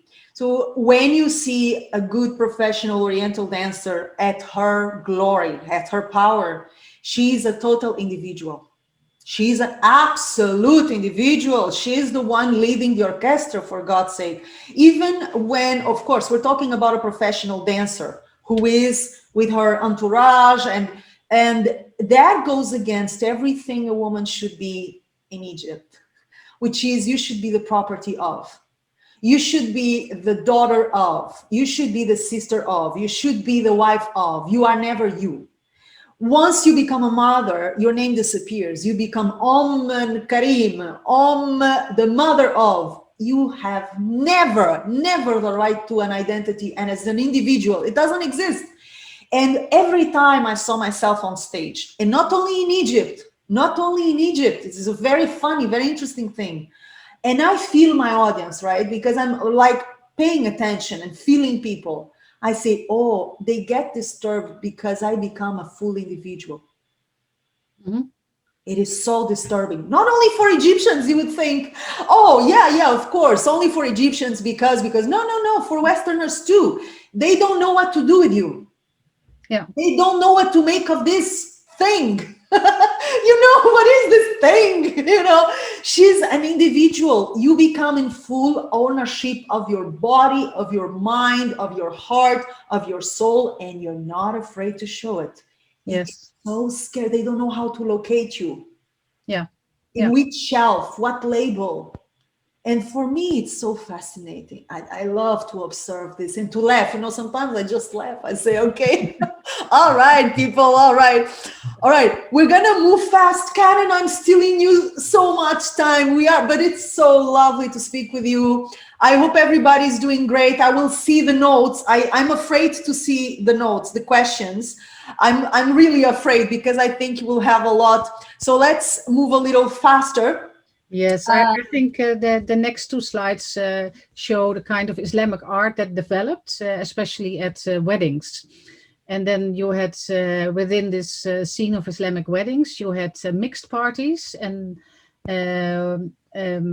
well, the only thing that was allowed was male performers. So you had folklore dance by men. But the interesting thing is the next slide. Let me show it. And that is that even at the Islamic weddings, you have, again, women performing only for women, like in the past. And that's, there you can see that entertainment, dancing, bringing out the joy of people is so important that even within this Islamic context, it returned, but in a certain format, which is of course failed. It's not the free movement and things like that. No improvisation, but still I find it fascinating that even dance by women returned within this Islamic context at segregated female weddings. So I think we can leave it at that, if you like. Sure. Let's go into our questions. Oh my God. Well, I'm not going to ask you everything I have in my mind because we would not leave. We would not leave. Then again, I find the three books that we mentioned so interesting, each one for its own reasons, and I highly recommend everyone reads them. Now, let me see. I'm going to do a quick browsing through the questions, and if we have answered some of these questions, I will not share them again in order to manage our time. Let's see what we have here. Okay, I would like to ask Karin, might the Western perspective about Hawazi and Awelem have affected the way the Egyptian society started seeing them, contributing to the loss of status? Sorry. Would you like me to read it again? Yes. Maybe which question is it? And I can read along. Oh, there are many questions. Yeah, I told I you. only now see them. Yeah. I was afraid in a good way. I knew there would be a lot of questions. So it's in the beginning. I'm just scrolling from the beginning. Yeah. Might the Western perspective about Hawazi and Awelem have affected the way the Egyptian society started seeing them, contributing to this loss of status? So I think she's talking about the Orientalist perspective. So the way the Westerners, the travelers, described the dances, the way they depicted them, the fantasies, the myth, all of these mixed ideas between reality and what they wanted to believe reality was. If this Western point of view on Hawazi and Awelem shaped the way they were seen and contributed to their loss of status. I'm not sure, but I think it's an interesting idea to do some more research on. I would say that maybe not directly the way they described and understood the Rawezi and the Awelem and represented them through their paintings or their travel books, have had a direct experience or influence on the position of the Awelem and the Rawezi. What was, however, important is due to certain historical developments, the Western travelers were going to the marketplace or had the Rawezi invited at their boats because they were traveling along the Nile at the time.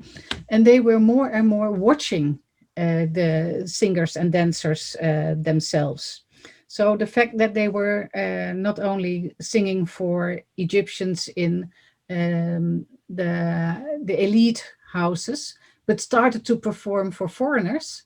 And that was, I think, more the issue that influenced the lowering of the status. Not that much the representation, because that would indicate that those Western representations, the Orientalist representations, really returned to Egypt in a general sense, and which I think didn't happen that much or that quickly. Yeah. But indirect, the Western travelers were certainly important and also leading to a lower status for the Rawezi by being their audiences. And that was also one of the reasons why they were banned in 1834. The details are in the book.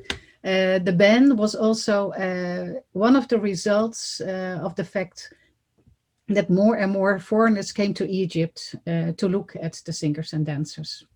So that Talking about the Muhammad Ali's ban, he sent the Hawazi away from Cairo to Luxor, to Upper Egypt. Yeah. Okay. Sian is this is not a question, it's more of a comment. She says, my understanding is that Hawazi were descendants of the traveling Homa community and therefore, as in many countries now, seen as outsiders and low class. Would you like to comment? Again, I think we need more research about this topic, whether they really were traveling Roma, because that would also be the Ragar, which were more the Gypsy Roma traveling group. And the exact relationship between the Ragar and the Rawezi, I'm not sure about it. So we really need more research about it, although they were mostly traveling. But whether they were really like gypsies, I'm not sure. We don't have enough information. But I hope some of you will do this research in the future. Felicia is sharing a comment here. I think somehow we have answered it, but I'm going to read it. What does your research point to? The concept of women and honor relative to public performing, and how do you see this as something that is immutable? I think we answered this. Now, does anything in your research point to a similar or different view on honor in pre-Islamic Egypt? I didn't do any research on pre-Islamic Egypt, so it's hard for me to answer. It's really a different field of research. I don't know, but good question. Yes. Joe asks, regarding status, what are her thoughts, your thoughts on the construction of an academy of Egyptian dance in order to legitimize it? Well, I think indeed through education, like folklore, so really make it a trained profession would certainly help. I mean, I think that's the intention of the question: how to legitimize and give it a higher reputation. And I think through training and education and higher vocational institute of dance and things like that would certainly help, like it did for folklore dance, for instance. I mean, the idea in Egypt is that all Egyptian women can dance. They have a saying, you come out of the belly of your mother and you can dance. But of course, one dance or the other is not really the same. So I think professionalization really helps. And this is something that is coming a little bit from the West, because as you know, but many dancers may not know, in Egypt, dance is not considered an academic subject. It is not considered something that you would ask an Egyptian, what do you think about creating a school for Egyptian dance? They would not see it as a natural thing. As Karin was saying, they think, yeah, everybody does it. We know how to do it. It's like men playing tabla. They think every Egyptian man can grab a tabla, darbuka, and play. But of course, we're talking about different levels of execution. We're talking about the common raqs al-baladi that people do at their places, at their weddings. And then we're talking about professional raqs al-sharki, which is different. The same as, playing a little bit on your darbuka or being a professional tabal, it's something completely different. So I think in Egypt, the question of having Egyptian dance as an academic subject, and by the way, in the mind of Egyptians, folklore is very different from belly dance.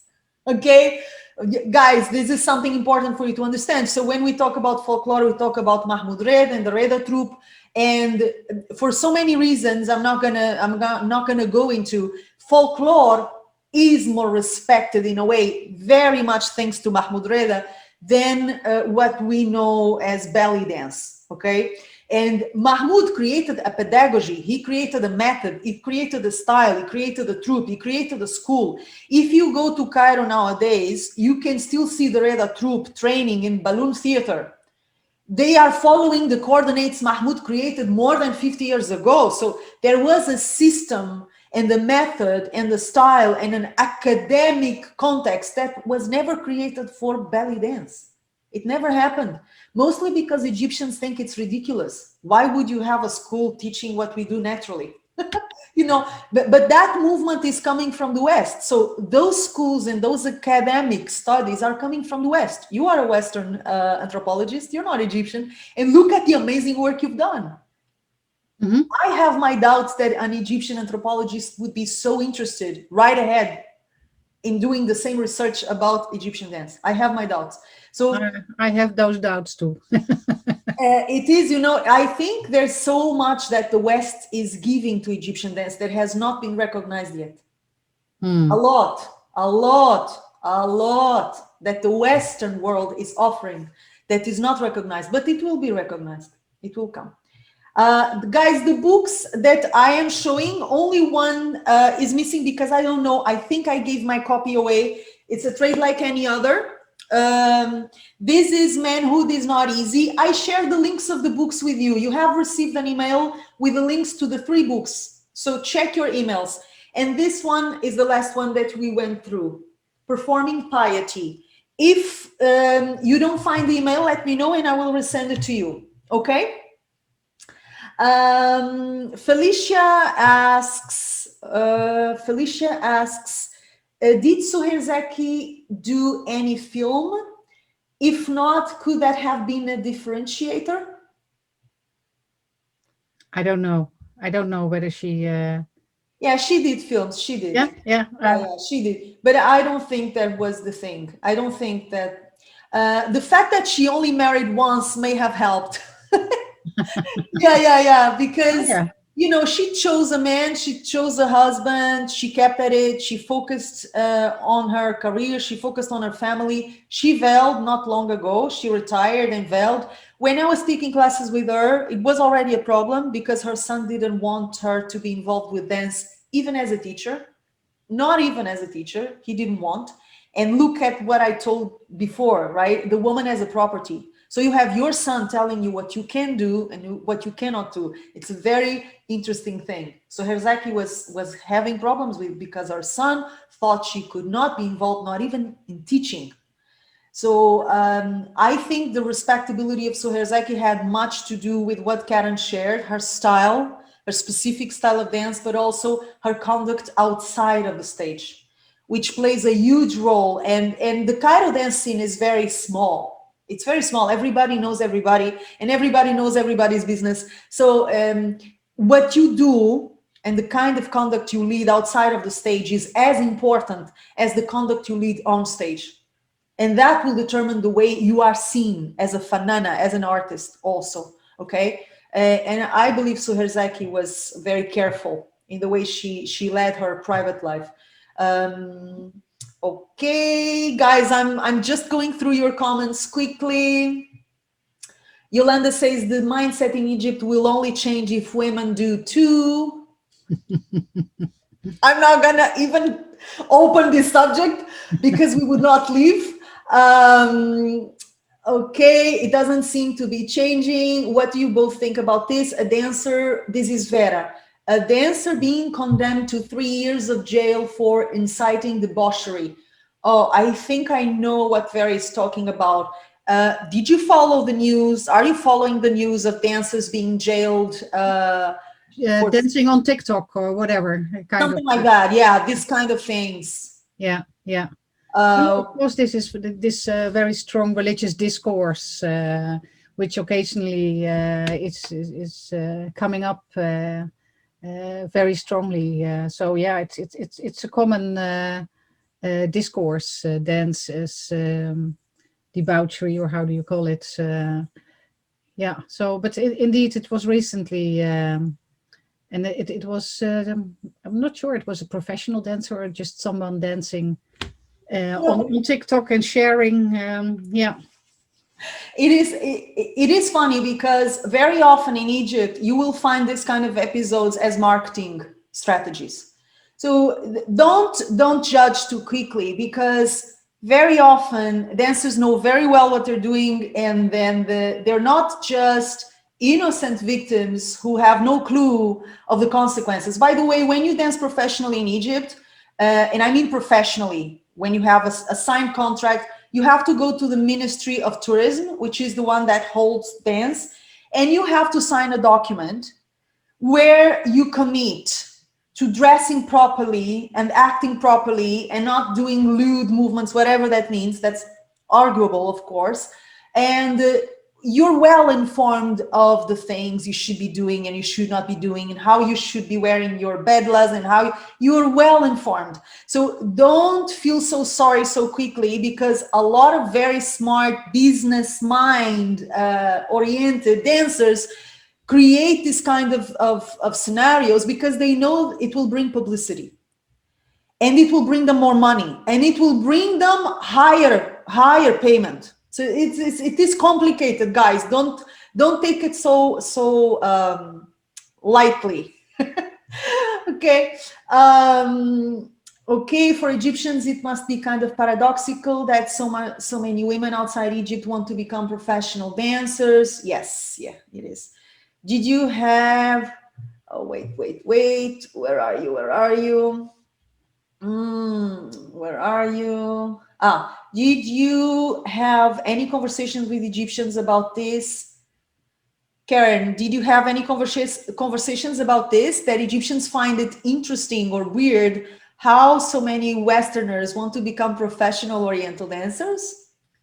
No, not really. Also because this influx of the foreign dancers becoming very important also in Egypt was after my research. So I didn't have a lot of talks about that, but I can imagine that they find it quite weird why you, as a highly educated person with many professional options, would choose to be a professional dancer. And I have one PhD student, Sonja, and she is doing research about this east-west traveling boundary crossing. But I don't think she could join us today, but we'll look at the recording. She might know more about it.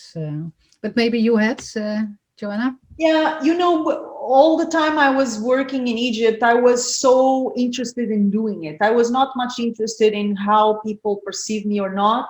And I talked a lot with my musicians because I was working all the time and I was with them all the time.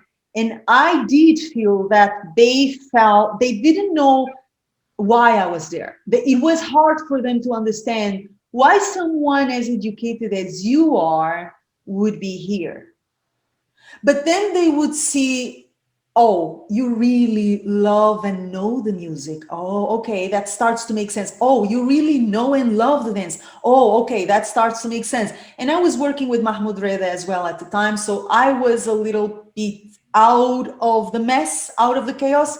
And they put me a little bit apart because I was in a very specific environment of my own. So I do think that Egyptians, including musicians, wonder, why would you choose to do this? Why? But when they see your motivation, when they know where you're coming from, they see, I get it. Okay. Enti fannana. Izayahna. Like us. You are an artist like us. I get it now. I get it. It's still strange, but when they see you are an artist and when they see you know your stuff, right? When they see you know the music, they see you know the folklore, you know the dance, you know the mentality, you know the lyrics, you know Arabic, you have a dominion of your craft. They understand why. They understand it's not that strange. It's not that strange. I don't think so. At least the musicians, my own musicians, they didn't think it was that weird. I think they understood it at some point. It was very clear why I was there. Okay, guys, I'm gonna have to jump a few comments. Sorry. I would appreciate if Karin could comment on how class dynamics play into the expression of religion. I think sometimes this issue gets lost in discussions of religious conservatism in Egypt. For example, certain high-end restaurants and clubs prohibit entry to hijabi women. Do you think that class has a role to play into the expression of religion? Higher classes, lower classes experience it differently? Well, I have the feeling that although it might have started slowly, or at least in the beginning, as more low-class phenomena, and it was a long time perceived as a low-class phenomena, the veiling by women or lower middle class, particularly lower middle classes. But in the end, it really also reached the higher classes. And of course, the way they veiled, they really made it also into a fashion item. And they had very fancy dresses and way they put on hijab. So yes, certainly there are class distinctions even within the religious revival and how women veil and how they allow themselves certain forms of entertainment in the club or whatever. But it's not like in the beginning that it was only a lower or lower middle class phenomena. It also enters, especially through the celebrities who became very religious. It also entered the higher classes of society. So the religious revival is no longer something special for a certain class, but the way they express this religiosity might differ. And especially also since it has entered all classes of society, you also see that it has lightened up, brightened up a little bit. And that especially the higher classes were looking for different ways of entertainment and recreation. And that's what they call the air-conditioned Islam. So the very heavy forms of Islamization turned into lighter variants. So there is a class influence on that. But I think it will be a huge topic really to discuss in full detail. But it's an interesting issue. It is. It is. I'm not gonna comment on it because it's a big thing. Okay. Vera says, of course, people feel more calm if they are not judged and are socially respected. Social respectability is very important to everyone, and if religious values are more salient in a certain period, performers will feel more pressure to abandon their trade and adopt religious values and lifestyle. Yeah, in Egypt, it's more than that. I mean, I've had uh, houses denied because I was a dancer. So it is not just like what people think of you. If you are a professional dancer and you're known, you might not rent a house because they think you're gonna have like orgies at home and whatever. And you might not get married, which is in Egyptian society a big thing, for an Egyptian girl, knowing that it's either dance or family or having a husband and children. It's more than just a mentality or a pressure. It's real life obstacles that come from the fact that you're a professional raqasa. Okay, it's not easy. Certainly not for Egyptians, more than for foreigners.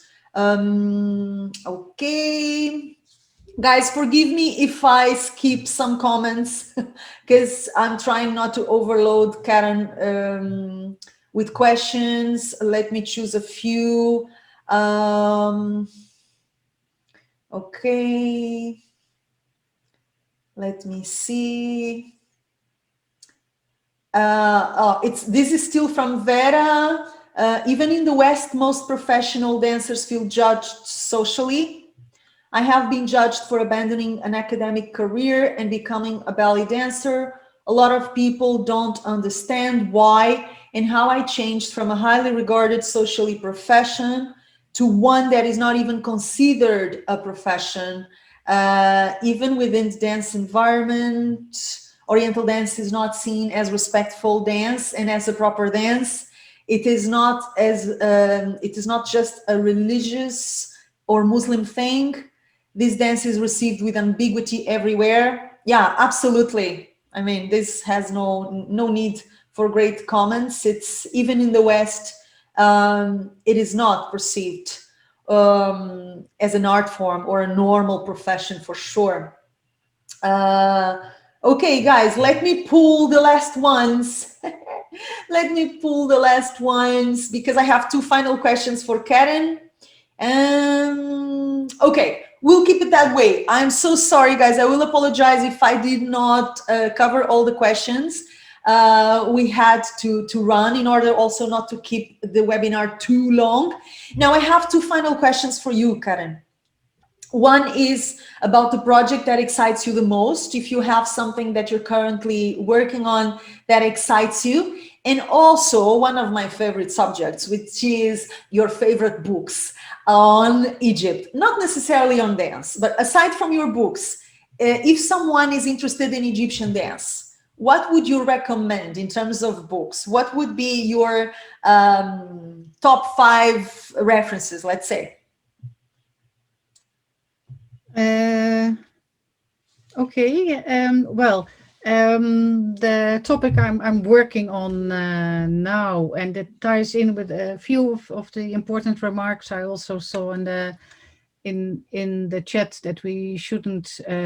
Would you like to answer them? No, just I can kind of weave it in my current project. That is the idea of Islam as being a monolith, and that we have to be very careful to contextualize also the differences within Egypt regarding not only Christians who might share very much same ideas, but also the very different ways of understanding Islam among Egyptians, and that it's not just one strict monolith conservative community. So I think there are some very good and important remarks in the chat on that. And in relation to that, I can reveal that my current project is a very sensitive topic, not related to art that much, but that's people who are skeptical about religion, both Christians and Muslims who have doubt about religion, and who sometimes leave even religion, which of course is a very, very difficult and sensitive topic, but very fascinating to study, especially after the revolution, that many young people started to express. Maybe it existed before, but now they start to express through social media all kind of religious questions, critical questions, like perhaps Joanna raised already before. They are now discussing among themselves, which is very intriguing for me after studying the religious revival, to now look at the young people after the revolution who start to question religion. Are you going to write something about it? Are you working on a book, or how is that going to take form? Yeah, I have done the field work for that, social media and interviews. I did a study on unveiling. So my first study was about veiling, and now I did a study on unveiling by women, and I published about that. I have another book. I edited a book, Moving in and Out of Islam. So that is my current project, Understanding Unbelief in Egypt among Christians and Muslims, among men and women. And quite often the issue of art plays a role, in the sense that they start to question why art is so beautiful. Why would it be haram? So that would be one of the questions they have. Exactly. So that's my project for this particular It's so moment. interesting. Please, Karin, you gotta keep in touch. And of course, I will pass on any information you will pass on to me. I really want to know more about that. It's fascinating, fascinating. And very quickly, let me add a note here on the comment that you mentioned. Guys, this complex relationship with the arts is not only coming from Islam. So when you go to Egypt, and when you really have a 24/7 experience there, you understand there are a lot of things that are attributed to Islam that are actually mainstream. The Copts believe the same, the prejudices are the same. So it is not just an Islamic thing. Like in relation to the dancers, you think only Muslims think it's haram? You think a Coptic man in Egypt is very glad to have his wife becoming an Oriental dancer or being an Oriental dancer? No, no. So it's more of a cultural thing. As I don't know if you have a different perspective on this, but from my experience, I met a lot of Copts that thought exactly like Muslim people, and they had the same prejudices, and they had the same ideas about what is haram, what is halal, and they lived very similar lifestyles, and they carried the very similar prejudices in relation to art and women, very similar. So don't think it's like an Islamic thing. Not necessarily, right? What do you think, Karin? Just to clarify. I think it's that's true, but in the period of the Islamic revival, there was a whole discourse developing, which kind of Islamized this idea of art being haram, but it's a more general and cultural issue shared among many people, whether Muslim or Christians. I agree. Yeah. Yeah, Copts actually, I heard a lot of comments from Copts considering themselves more advanced than Muslims. Like, yeah, we are Copts, we're more open-minded. Not really. When it comes to the real thing, I mean, when it comes to intimacy and personal relationships and daughters and sisters and wives, no, it's very much the same. Although they perceive themselves, because they're Christians, more evolved, more open-minded, in reality, when it comes to personal relationships, not social relationships, but personal, intimate relationships, no. The problem of dance always comes to the table. It's a very mainstream thing, very mainstream. What about the books you would recommend? Well, I have read a PhD thesis, and I think it will become a book. It's called Core Connections by Sahin. What is it? Christine Sahin or Sahin. Core Would you share that Connections. with us? Would you send me that reference in an email, and then I will send it to our participants? Yeah, so it was a very, very good thesis, and I saw a proposal for a book, and it was very, very interesting, really about dance. And then Lisa Wynn, she has Pyramids and Nightclubs, which is a very nice book. And she has a recent book also about intimacy, sexuality, love, sex, and desire in modern Egypt. So I think that's also a very interesting book. And some of the work of Samuli Shilke is an anthropologist, more generally about Egypt and the daily life in Egypt and the dreams of Egyptians. This is particularly also about migration, but that's really the kind of young people and what do they desire, what do they dream of. So his work, Samuli Shilke, is also very nice to have Is an there idea. an Egyptian author that you like in So particular? Samuli Shilke is really an author. Okay. Yeah, I don't know. I like. He's a fellow anthropologist and doing really good, interesting work. Also, Egypt in the Future Tense about the revolution. So more outside the field of art, I would also recommend the work of Shilke. And on the field of masculinity, there is Nafisa Naguib, Nurturing Masculinities. So for that topic, I think Naguib and Nafis is very nice. Samuli Shilke more general for Egypt. And then regarding dance, I would say this Core Connections, as well as Lisa Wynn is having very nice, interesting information for you to study. Would you be so kind to send us all those references? You Yes. send me, I send them. Yeah, guys, does it sound good? I know a lot of you like books like me.